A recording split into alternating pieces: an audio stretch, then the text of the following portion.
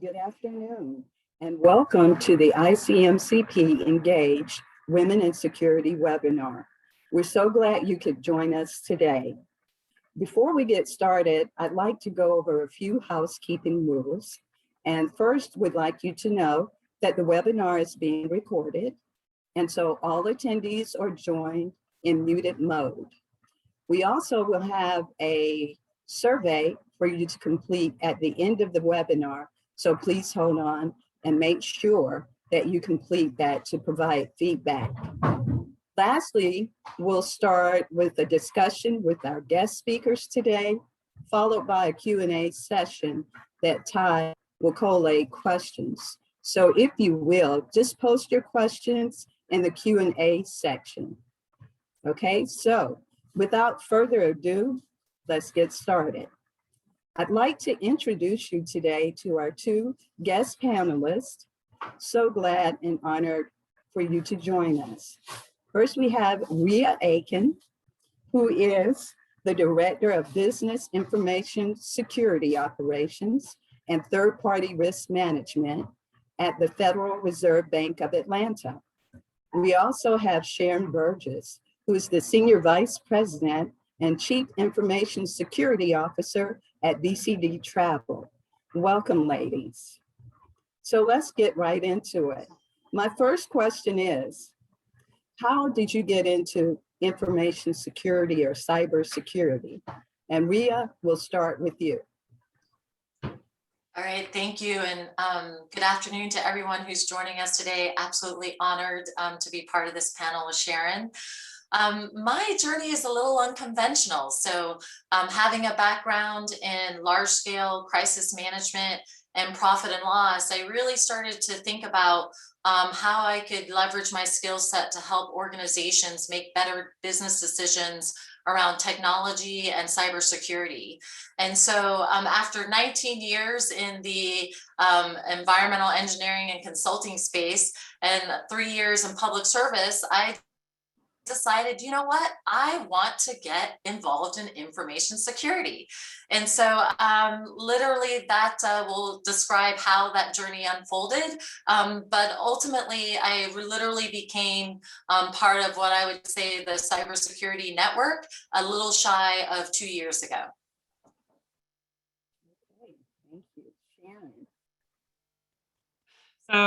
So, I guess my journey into information security was not one on purpose. Yeah, started working at an audit and technical writing and as a contractor working for a pharmaceutical manufacturing company straight out of college. And then I decided that there was a big difference between those who had advanced degrees and those who didn't. And I wanted to be one of those that had an advanced degree. And so I left that and went to graduate school. And the program that I entered in was focused on political security. So the idea about how countries and global security from a nuclear standpoint, weapons and that, and how countries balance out power. That was really the focus of that program. And I was trying to go work for the government after that, and stumbled upon a job with the company that I currently work at. I've been here at BCD for 15 years now, which is crazy. And started in audit and compliance because I had this audit background. And it just happened to be in a security department. And so, interestingly enough, I came into knowing about information security and fell in love with the topic area. And then kind of the rest is history. Well, nice. So, now we have our first Black female vice president. And so that has taken role models to a national level, and it's inspiring both girls and women to more prominent and higher positions. So my next question is, what are some of the strategies that you've learned to help women achieve a more prominent role in their organization? Sharon, do you want to start us? Sure. I think that's a really great question. And for a long time in my own career, I didn't recognize one core tenet that I always share with others, and that is that they need to recognize their own gift, their own talent, their own superpower. And I always ask this question for anyone who starts into my team or anyone that I mentor is, what is your gift? And when you can recognize what you do well, absolutely well, it might be something that from a kid, you were always, somebody said, oh, you're always the most organized person, or you're the whatever that is. It's your talent. And so understanding what your gift and talent is paramount for me. The next thing is, the other strategy is raise your hand. I always say that to people. If there's an opportunity or if something's not quite baked out and they're like, who can? Me, right? Raise your hand. It's an opportunity to create something new, potentially work with different people who you may not have worked with before, and just use, again, your talent in a different way, in a way that doesn't have constraints. And so raising your hand is absolutely critical. And then the third thing that I've come to find is, as a leadership, is in a leadership position, is be observant of others. So being able to understand how someone that you want to influence, or someone you want to understand how they've gotten to where they are, or how they move within the business, you have to observe them. You have to listen to what they're saying, what they're passionate about, what's of interest to them. And if that's the person that you want to relate to, or you want to know more about, you understand, you meet them where they are. And so that requires you to just sit back and listen and watch and be observant of the things that people care about. So those three strategies, I would say, understanding your gift, raising your hand, and being observant. Okay, Rhea? Well, I don't know how I can actually top that. But all of our journeys are absolutely unique. And so I think that I can actually complement much of what Sharon has spoken to. The first of all, many times, whether we're starting at the beginning of our career or towards the end of the career, we often find ourselves in a position where people are always pointing out the areas that we fail at, or that they think that we really need improvement on. And those are certain points that actually we should embrace, because really anything that we are considered that we might be failing at are actually learning opportunities that we can then take for lessons learned for our own careers, for our own professional development and personal journeys. But tacking on to what Sharon spoke to about our strengths, please never shy away from building upon the strengths that you know and feel, and the passions that are bringing your best self to work every day.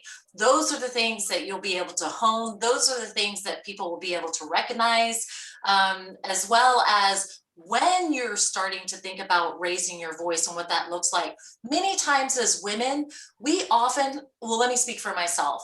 There was an earlier time in my career where I waited for the perfect time to raise my voice, where I waited for the perfect opportunity to be able to share an idea. And the reality is, it will never be so. And so use that opportunity. If you feel strongly about something that you really feel like you want to share or challenge, raise your hand, raise your voice to be able to share that. If there's an opportunity that creates and puts you in an uncomfortable position to stretch yourself, step into it.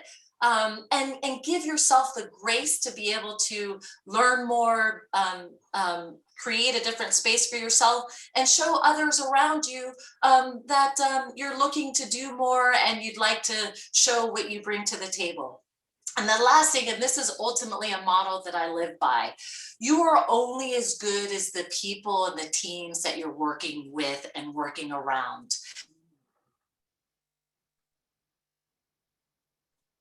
And so as women, ultimately recognize, as Sharon spoke to, building that network, recognizing that our successes are part of who we are, but they're really because of who we're working with and how we're partnering.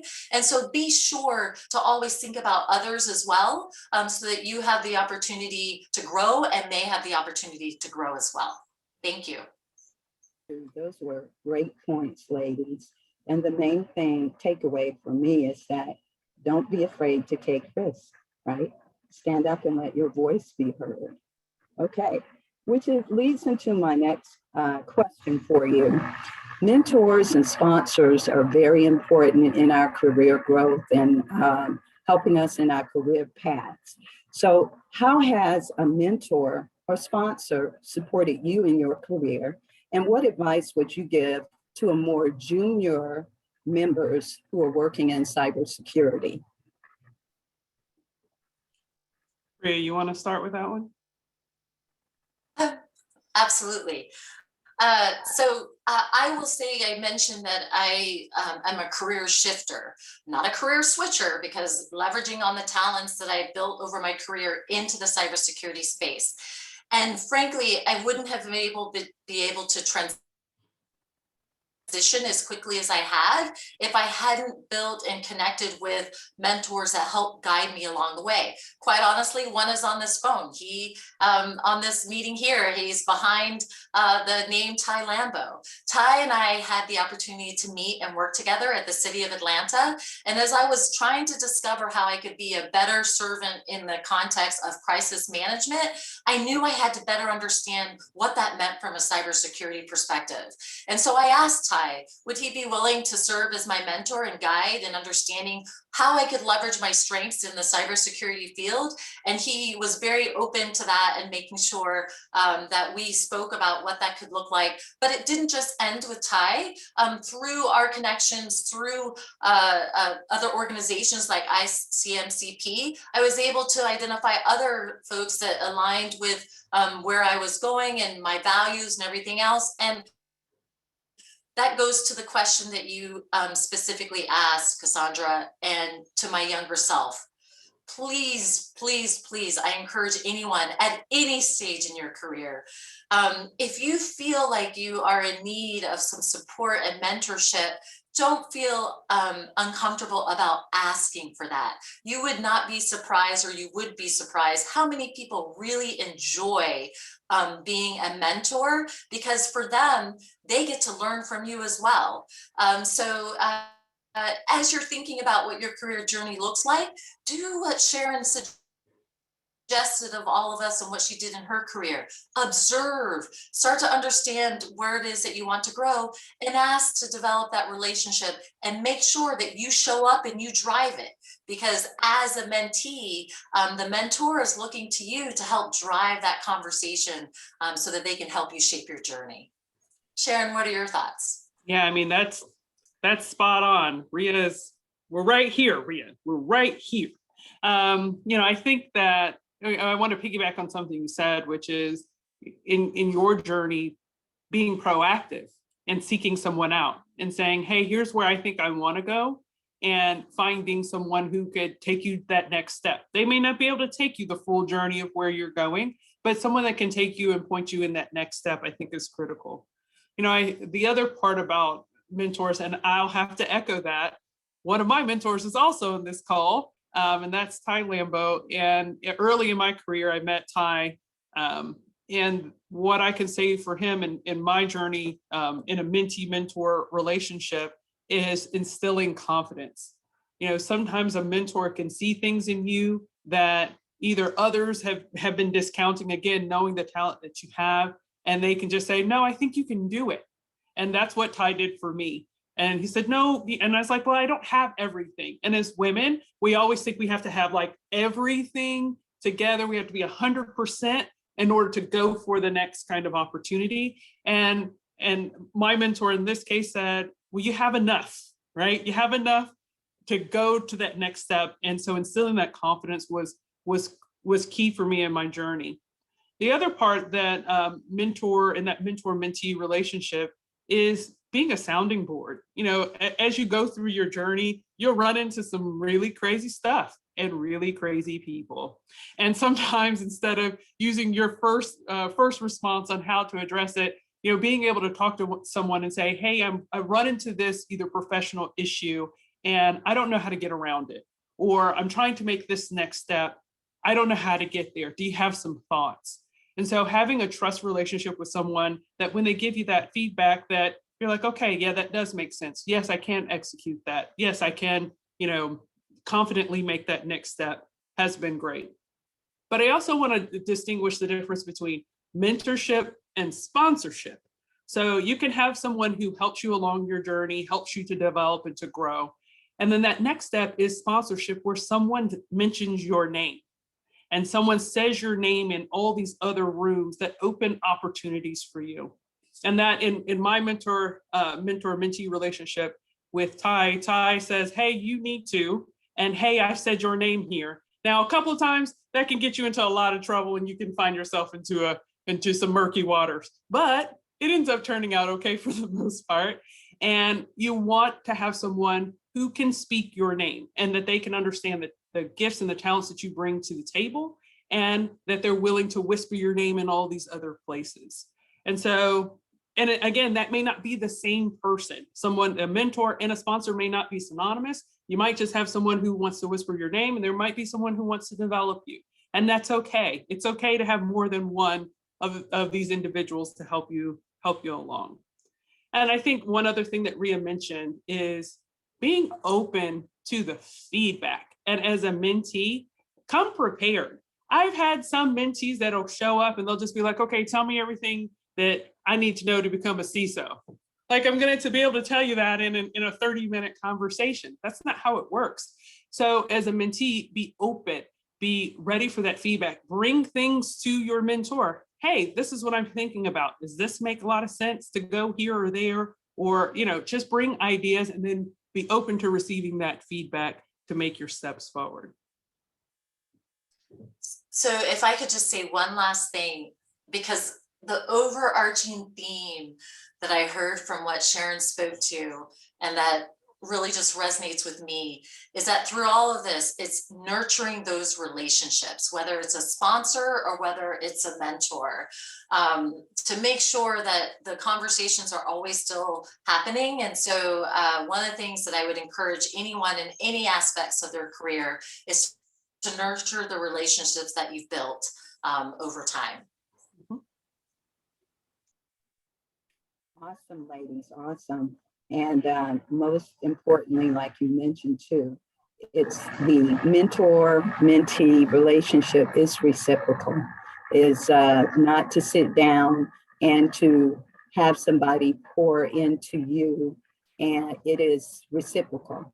There are things a mentee can provide for a mentor as well, and giving them directions and asking questions is very key to that type of relationship. Okay, my next question is, first, I did some background checking, and I will say more so research. And so I found that experts at Harvard had developed an implicit association test to better understand biases people hold. So in the results of that test, it showed that 70% participants associated men with careers and women with family.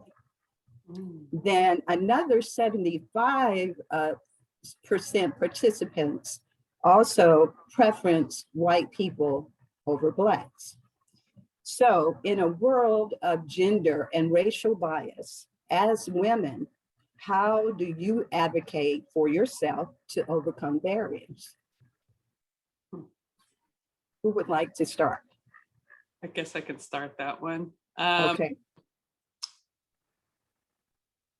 Yeah, I mean, that is tough. I mean, I'll be honest, when I go to conferences and, I sit in a room and I'm usually one of few that look like me. And,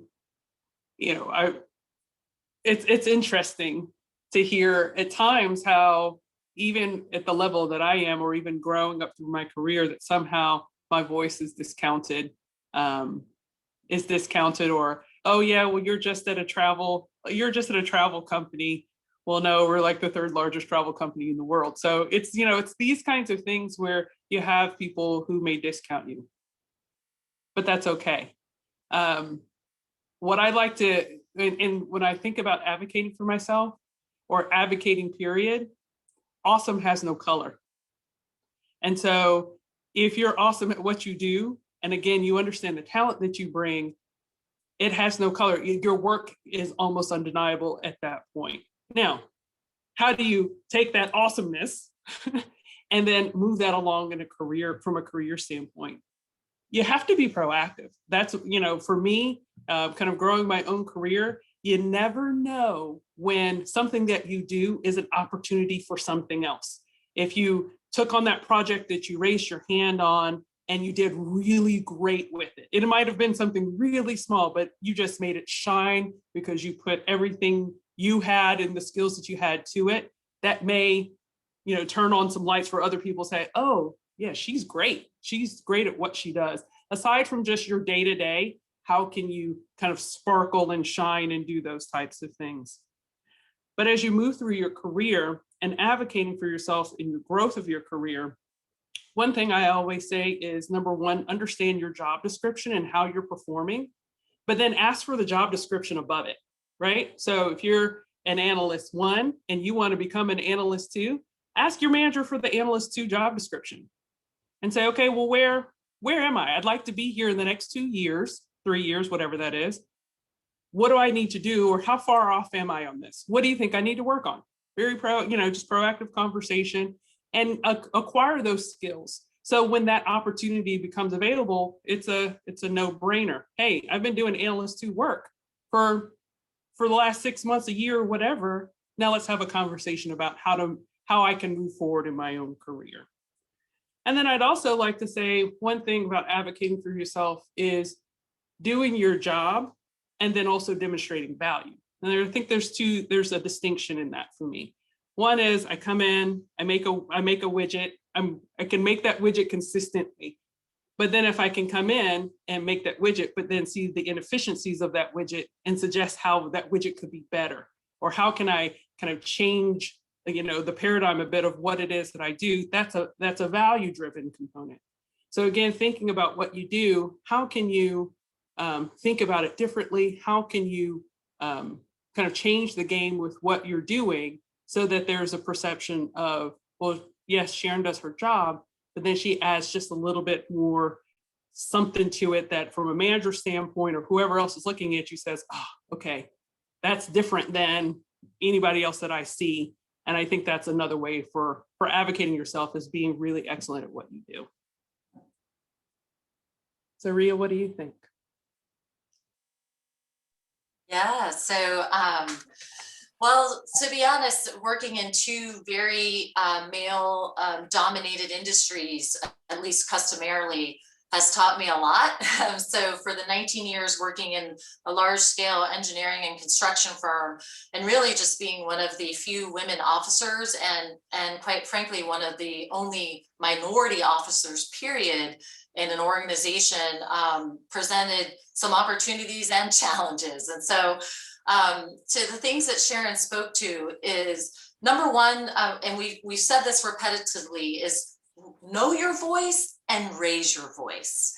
And that can look like a different thing. That can mean different things for different people. So that's why it's really important that you know what that means for you. And so that for me was, my voice was shared in the work that I provided. My voice was shared in asking really pertinent questions about where we were going as an organization and volunteering to help us get us there. My voice was shared in working with others across the organization to understand how they were bringing their best self to work. My voice was shared in a way where if something was coming down that from a senior leadership perspective that they really wanted to have embraced across the organization, that I said, well, wait a minute, maybe we should think about it from a context of the employees that we have and how they might receive that information. And so it could look very different throughout your career, but I think what you've heard from Sharon speak to is in the elements that I can share today, it really is about being proactive and knowing that sometimes it's not going to be comfortable, but our ability to be able to move through and challenge some of the biases that we encounter on a daily basis is really stepping into that uncomfortableness and having a fruitful and transparent dialogue about what's going on, and to recognize that we do have a seat at the table, and it's through our work, it's through understanding how we're driving the organization forward, and really just holding true to ourselves.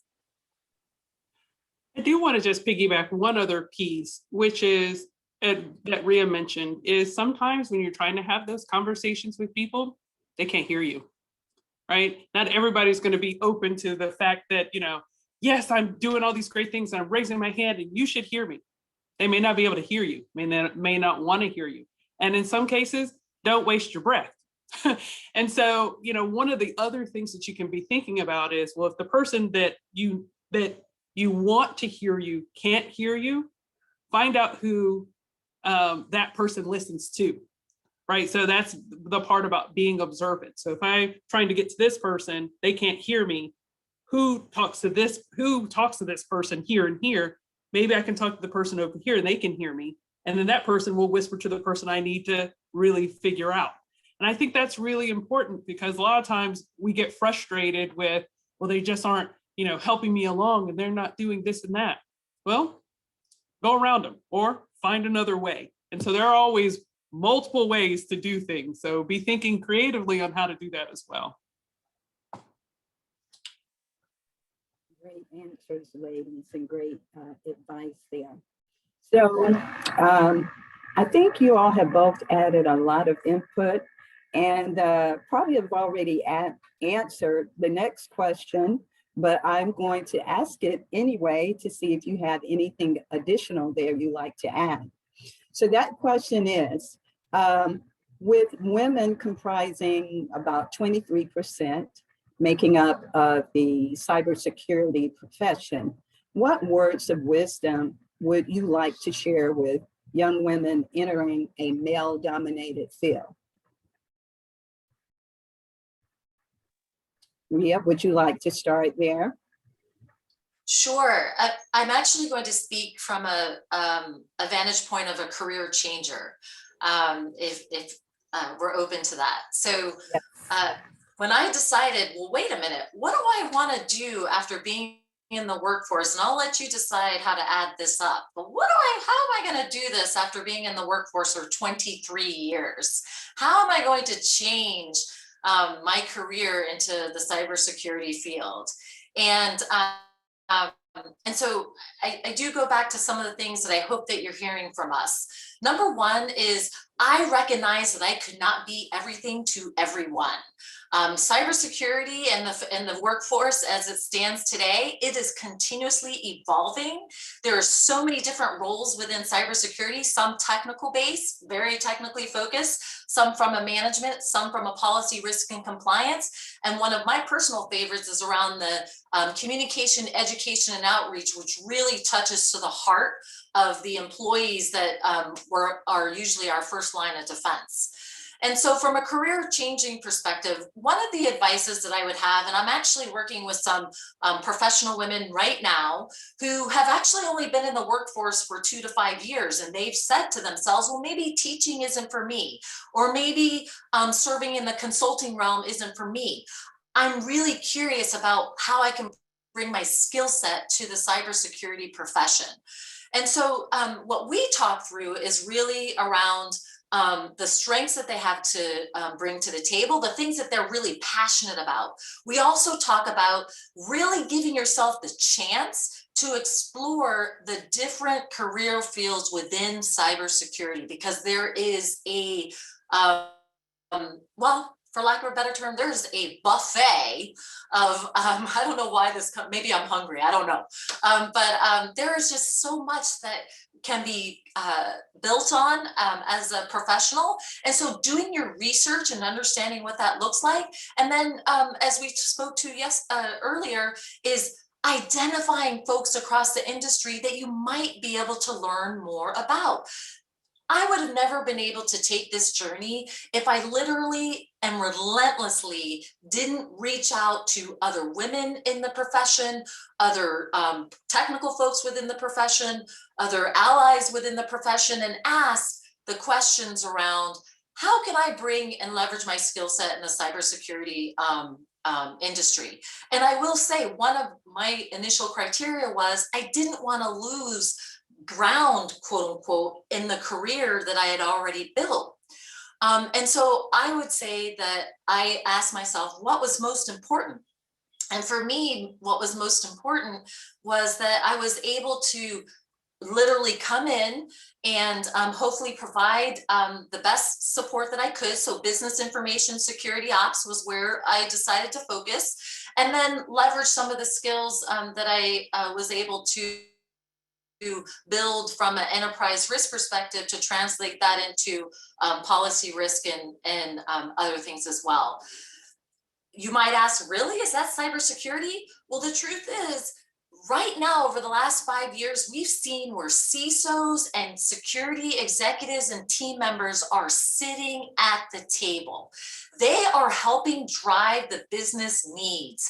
They are helping drive the strategy for organizations to be successful.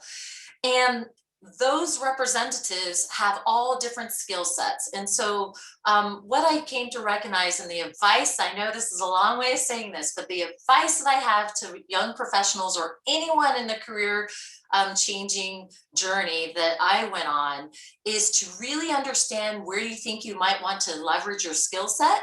If you need to enhance your skills, go back to school, take some certifications, get that additional training, and then be willing to take risks. Try something new, recognize that you're learning along the way, and really organizations that will see you when you're coming to present and suggest, hey, I need to work for you. Many times that's literally the impetus, that is the tenacity, that is the motivation, initiative, that's the word I was looking for, that they, I think, see in career changers. Ma'am, that was a mouthful, pardon me, but I wanted to get that out there. That's awesome. Thank you. Awesome. That was awesome. And some very good points made. One of the things I think I heard you say was more and more we have the security professionals coming to sit at the table. So it appears security is moving, or where it should be, integrated in the beginning rather than being an afterthought. So that was a very good point. Sharon, what comments do you have for that question? Yeah, I think that, the word of wisdom I'd give to my younger self is your difference is your strength, and you should embrace it. And, I think early in my career, I thought that I'd have to have, be like this group in order to be successful down the road.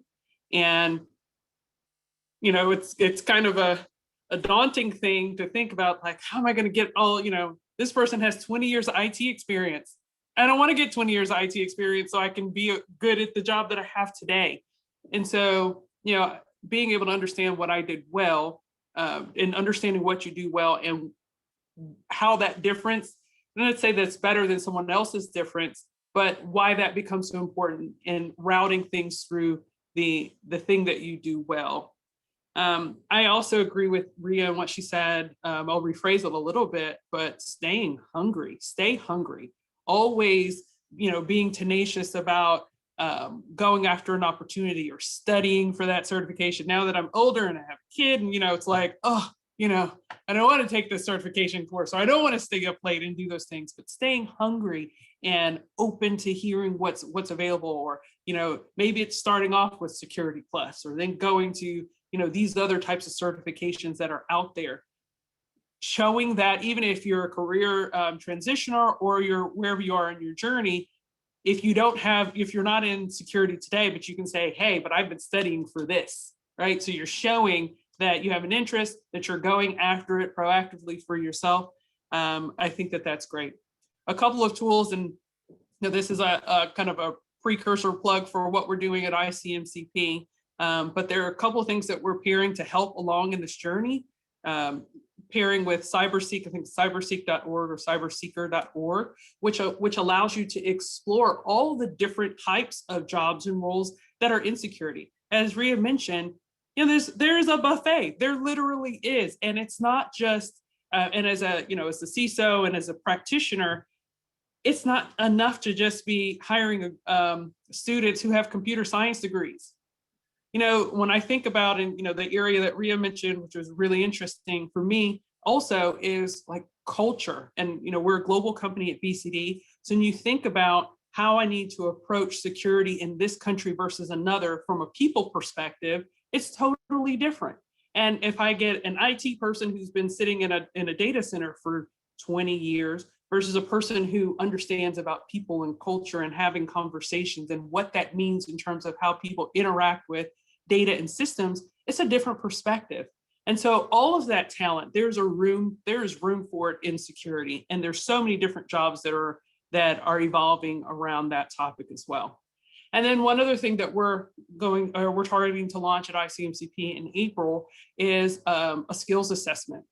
And that skills assessment is aligning to the NICE framework. And NICE framework, if you guys aren't familiar with that, is a framework that was established by the National Institute of Standards and Technology that identifies the tasks, the knowledge, the skills on each respective job, general catalog of jobs in security.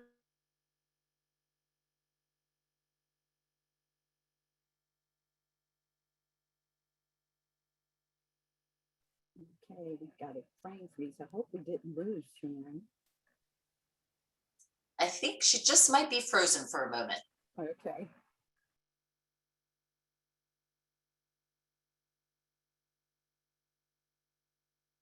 I think we may have lost her.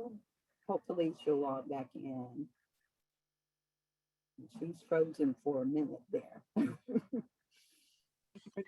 There she is. Okay. Okay. I would just say to always be hungry, and that's what I would tell myself. Well, we heard you talking about the NICE framework, and that's when we lost you. So I didn't know if you wanted to repeat some of that. Oh, did you hear about the competency core, the skills assessment piece? Okay, you had started talking about that as well. And that's the So, focus for ICMCP for April. Yes, is to roll out some technology that helps with being able to identify the skills that you have based on the roles that you may be looking for and helping you with the gap analysis, right? So today I came in with these skills, and that's to Ria's point. I don't want to lose all of what I've, gained in my career thus far. So being able to assess yourself and saying, okay, I'm 20 or 30% close to being an analyst one, for example, and here are the other skills and things that I need to work on. And then here's some of the training that goes along with it that can help you enhance those skills. So we're targeting to roll that out for our membership in the month of April, and it can help in that journey to bridge some of those gaps. Wonderful, wonderful. Okay, so my next question relates to kind of thinking back on things. So the quote that hindsight is 20/20. And basically that means it's easier to analyze or evaluate a situation or experience when you're looking back on it, that's giving you that perfect vision. So my question is, if you could go back to your younger self, one piece of advice, what would that be that you would give? And then also, what advice would you give to the next generation of female leaders? Ria, would you like to start? Sure. I will tell you the first thing, hindsight 2020, is owning my career. And what I mean by that is I alluded to the fact that I had an incredible career prior to transitioning into cybersecurity. However, much of the decisions that were made early on in my career about the roles that I would serve in that did build on my strengths were because someone suggested that that's what I would be good at. And so as Sharon spoke to earlier around, there is someone that might suggest that you might be good at something, but the truth is part of that conversation is what we're saying to ourselves. Any roadmap to career growth and development, it ultimately starts with us. It starts within ourselves, to understand what we think that journey might look like for us, It's in ourselves, within ourselves, to map out how we might move towards doing that. It's being hungry, it's being proactive, those types of things. So I'm not going to suggest that there's any regret in any capacity, because ultimately I landed exactly where I thought I should be, and I feel like I've been given the opportunity to thrive. However, it took a long time for me to recognize that the first step was with me, and making sure that I owned my overall career. So that would be from a 2020 perspective. The second thing I would say is that we have a responsibility. So the advice that I would give to those who are walking alongside us and those who are coming behind us, like, you know, our children and other females, is that we have a responsibility to ourselves and to others, to make sure that we're also creating pathways and connections for them, so that they can help discover how they can make an impact within the cybersecurity industry. And lastly, I would offer to always keep that door open. The door open for yourself to be able to step in to the opportunities and challenges that come with this career, but also keeping that door open for others, so that they can come with you and behind you as they grow into their cybersecurity careers. I agree with all of that. Yeah, I would maybe add one from my side, which is earlier in my career, I can't say I was the most tactful person. And I learned that there are ways to accomplish things. You can either partner with others to go along on the journey, appreciating the skills that they bring along in the journey, or you can drag people. I drug people in one part of my career. It did not serve me well. Yes, we got to the finish line, but man, everybody was salty when they got there, right? And so, you know, I think what I learned from a 2020 perspective, you know, when I look back hindsight, is just being grateful and thankful for the skills and talents of people who surround you. And I think Ria mentioned this before, the people who surround you and the team that you build or the people that you work with are critical to your success too.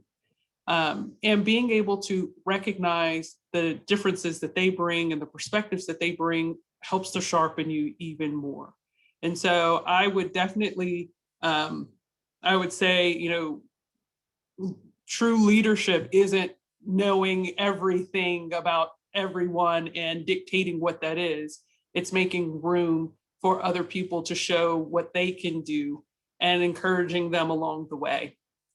And I think the advice I'd give to the kind of the next generation, or, you know, what I find myself doing more than anything else is just telling somebody that they can do it and really just pumping them up. And, you know, I have some of the people that I mentor and they're like, well, yeah, I was thinking this and this is how I was going about it. I was like, yeah, that's great. That's a good idea. You should go with that. And, you know, really just being positive about and reaffirming maybe the natural inclinations or the natural decision making that people have so that they can have their own confidence. And so it does start with you in your own career, being confident in yourself, helping to instill confidence in others.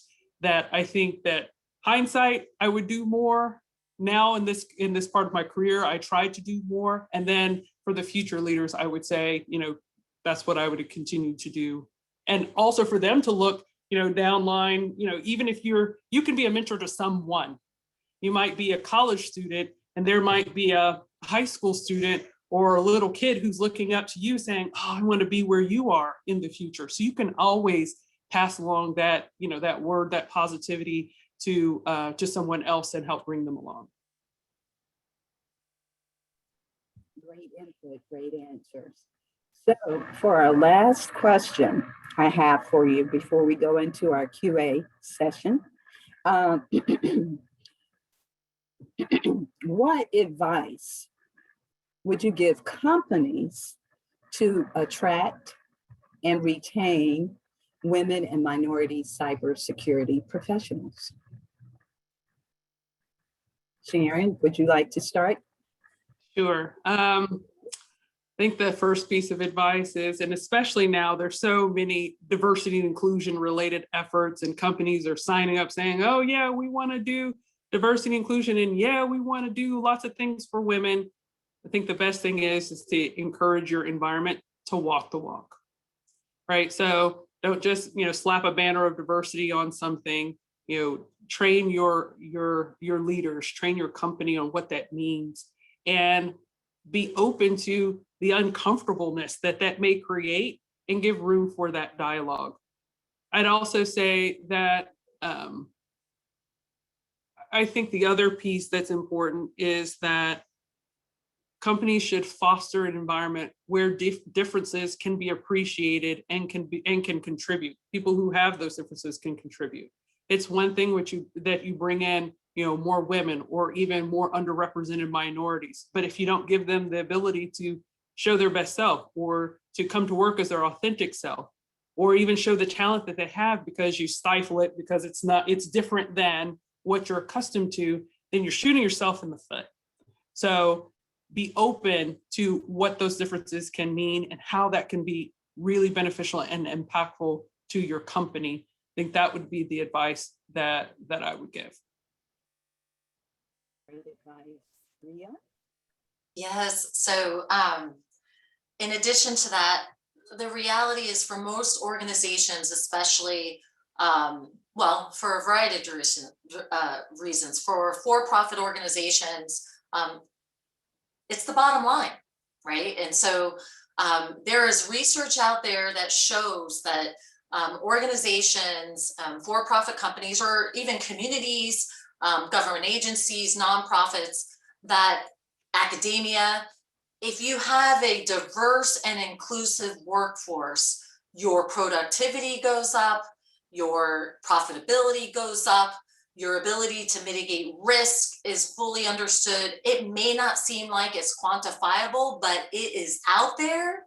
And so what I would offer is companies really understand what is it that you're hoping to accomplish.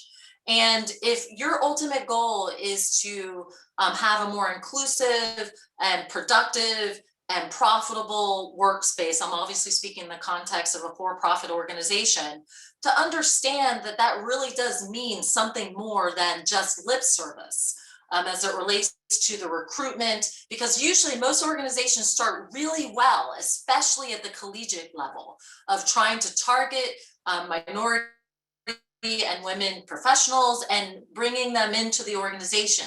Unfortunately, as we've seen, it usually stops there.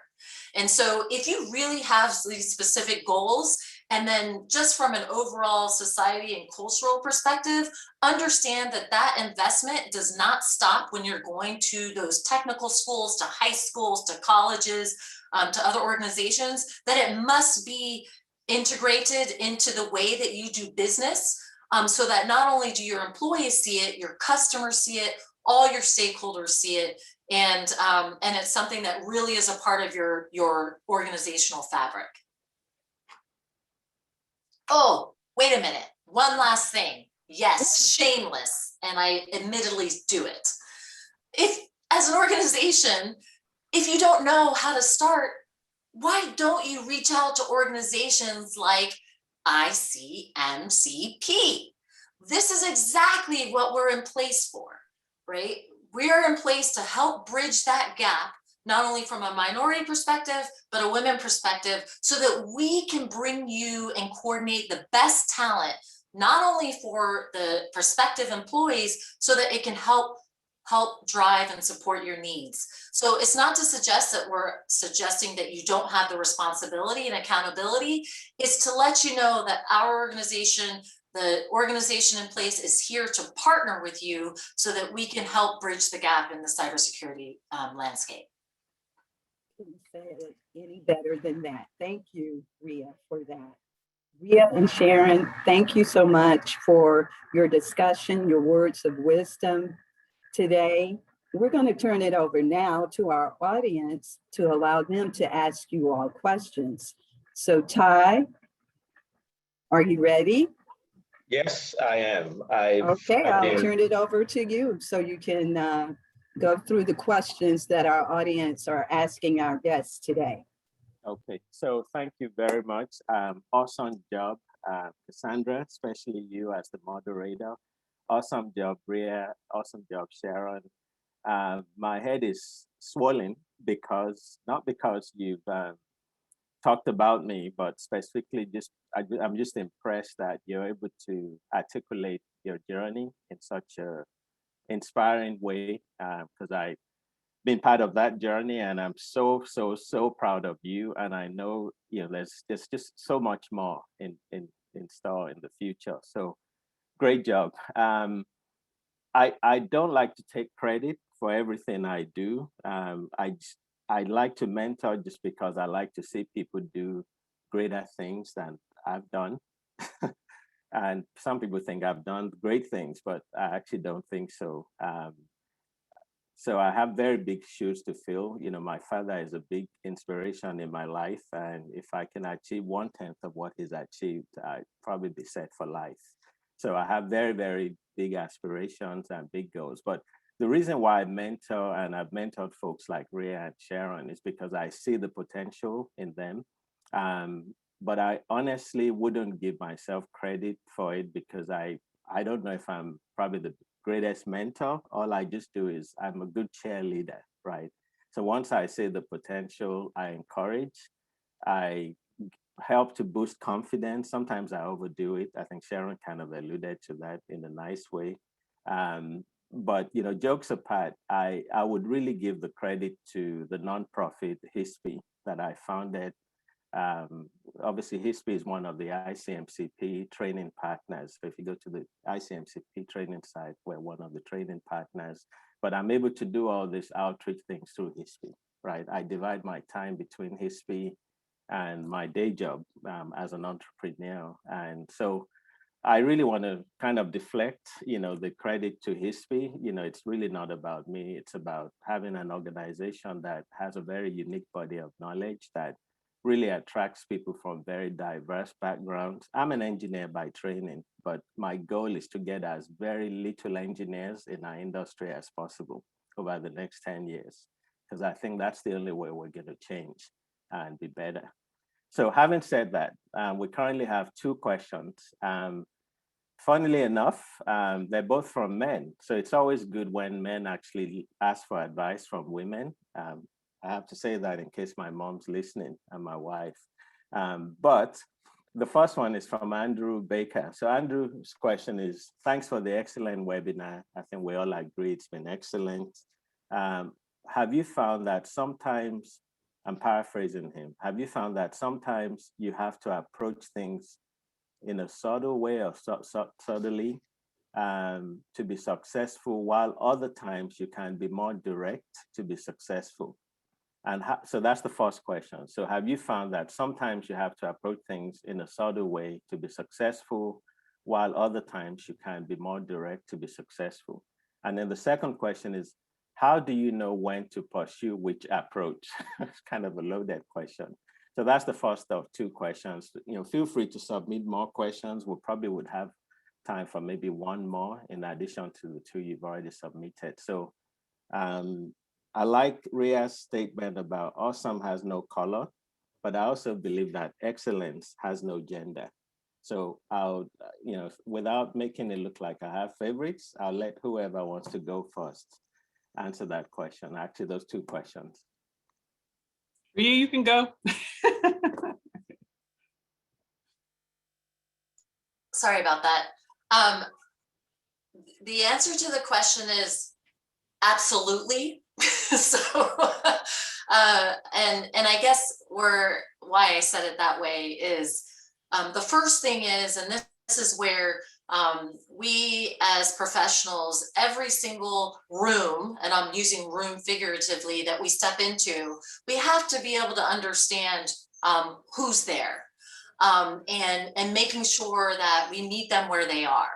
And sometimes that can mean in a more subtle nature, because obviously we're listening for understanding.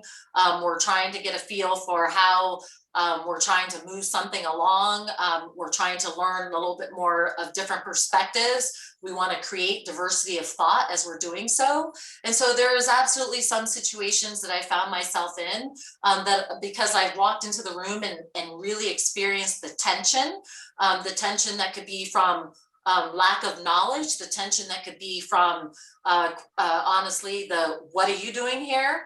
The tension could be for something that is being discussed that actually might have some implications on other teams.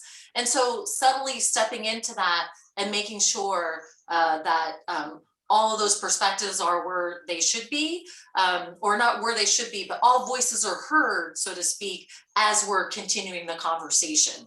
But there are certainly some areas that you have to be more direct.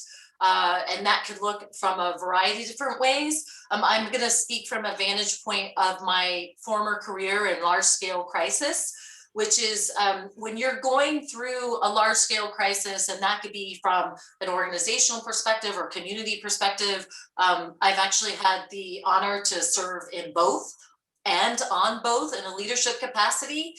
There are certain things that just have to be directed so that we can make sure that the team is moving in the right direction and that we are moving towards executing what needs to be done.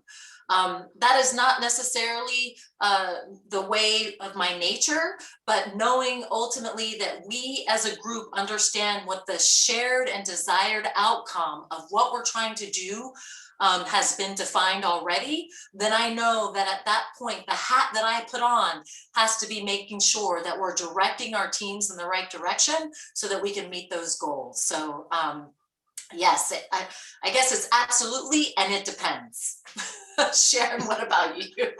No, that's about right. I think that when you are communicating, as a woman, in my own experience, it's a chess game, right? So if you're every meeting, you're the one who's like, oh, I want to say everything and I want to do, then when you say those things, people can tune you out if that's the way that you always are, right? Or if you don't ever raise your hand and they'll say, oh, she doesn't have anything to say, right? So I think being mindful of when you come into those situations, what do you want to accomplish? What do you, who is the decision maker or the one you want to influence, and observing who that is, because you'll have people in the peanut gallery who will hate on you and say, she's always like this, but it doesn't matter if I'm influencing the person I need to influence. And I recognize the way that they receive information is that I'm forward or I'm more reserved. So I think it's being mindful of, being mindful of your communication, who's in the room, and kind of reading the room before you just charge in with whatever it is that you have to say. And I agree with Rhea. It also depends on the scenario. If you need to give direction, it's time to give direction, right? Or if it's a place where you can have more open forum and allow for more ideas and the like.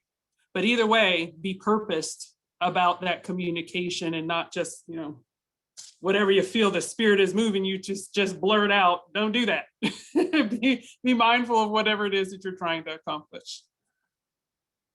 That's awesome. Thank you. Must be a lot of pressure. Like, I don't even have to think about these things as men. I just speak from, just from the heart. Like, I don't care what people think, but that's just me. But it must be a lot of pressure, I have to say. Like, you literally have to read the room and, kind of tone, use different tones based on what you're dealing with. That's tough. So glad I don't have to do that. All right, so the next question is from Anthony Hall. His question is, I guess the statement is, I've been privileged to meet dynamic young women in cybersecurity in Africa and India. So that's the statement. And then, does ICMCP have an international outreach program for aspiring cyberists, basically cybersecurity practitioners? Sharon, maybe that's more of a question for you. Yeah, so we are working to expand our kind of international, more of our national reach at this point is the primary focus, but all ICMCP members can engage in our community. The community covers everyone. So if you join ICMCP, engage in our community Slack channel, and you can meet people from all over. There's opportunities and scholarships, member benefits that can be realized by all the members, regardless of their geographic location.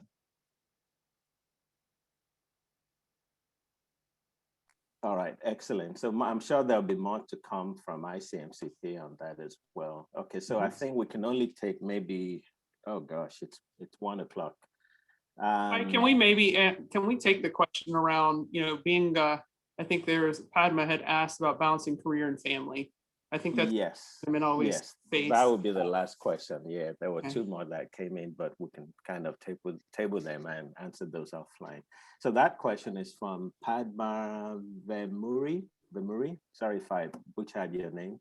Balancing career and family is very hard in mid part of our careers, so in the middle of our careers. What advice do you have for women leaders to handle and move forward with these types of situations? Hey, Ria, you want to? Okay, I'll take that first part. For me, your family comes first, right? As a security professional, I've had those, let me drop a meeting and go drop off some lunch at school, or, oh, you forgot a paper, or, I've had those moments. And those are, for me, my role as a mom is probably the most amazing role that I've ever had. But it also means, as a professional, as I've tried to grow my career, it means tucking my daughter in her bed at night and going to work at 9 o'clock at night until 3 in the morning, because that's, the part of hustle that I'm trying to achieve. I think an employer needs to be aware. You need to let your employer know where you stand with your family, but also, being excellent while you're working. And if you're, moving along your career path that you want to put in those extra hours, or you're continually trying to improve yourself, you can be both a really be strong in your family and be a strong career professional, or be a security professional. It doesn't have to be one or the other. And so I think women need to give themselves permission to be both, because it's possible. Ria, what do you think about that? Absolutely. And one of the reasons, Sharon, I wanted to ask you to go first is because this was something for myself that I had to learn over time. So I am the proud mother of an almost 31-year-old, very successful young man. Ugh, yeah, he's a man. Anyway, so I'm not going to deny that I made some choices at the time in my career that may have suggested career over family. And I think what I would offer is that for each of us, that might look a little different along the way, and to make sure that you have that honest conversation for yourself. And that you speak to, should you have a partner to talk about that. Or for me, I actually had a network that was very supportive of me as I was growing through my career. I did not have a partner, and talked about the choices that I was making in the context of my family and my professional career. We are not always going to get it right. I would say as part of our growing journey, we may make some mistakes. And so as women in this profession and in any profession, balancing family and professional career, the one last thing I would say is allow yourself the grace to make the decisions that are right for you and your family. And please don't allow others to dictate that for you. And understand that sometimes in the context of your family and for you, it might not look right, but that's okay. Hopefully it's a learning experience that will help you chart the course for how you want to move forward. So that's what I would just say about that. Awesome. Thank you. Thank you so much. Cassandra, over to you. I think we've exhausted our Q&A time. Okay. Well, thank you so much, Ty. I greatly appreciate it. And to all of our audience, I would like to say thank you for joining us today. At the end of the webinar, you will see a survey, and we ask that you please complete that so we can receive feedback from you. As well, please go to our website at www.icmcp.org to learn more about our membership benefits and upcoming events, and most importantly, to join our organization. Thank you so much. Stay safe and stay connected. Thank you.